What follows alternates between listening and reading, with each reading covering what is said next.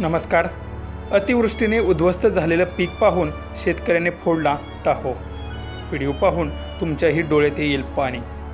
सविस्तर बातमी पुढे पाहण्याआधी चॅनलवरती तुम्ही नवीन असाल तर आपला आरजी मराठी न्यूज चॅनल जरूर सबस्क्राईब करून घ्या. मराठवाड्यात गेले 4 दिवसात पावसाने अक्षरशः थैमान घातले असून नद्या नाले ओढे ओसंडून वाहू लागले आहेत.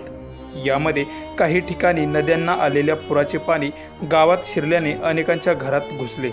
यामुळे बरेचसे संसार अक्षरशः उघड्यावर पडले आहेत.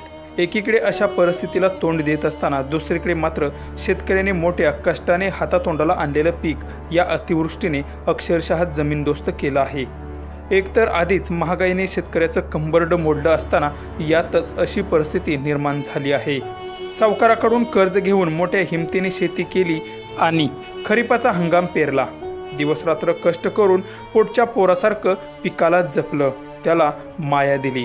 काही दिवसातच पीक काढायचं आणि विकून आलेल्या पैशातनं सावकाराचं कर्ज फेडून उरलेल्या पैशातून घर संसार चालवायचा होता.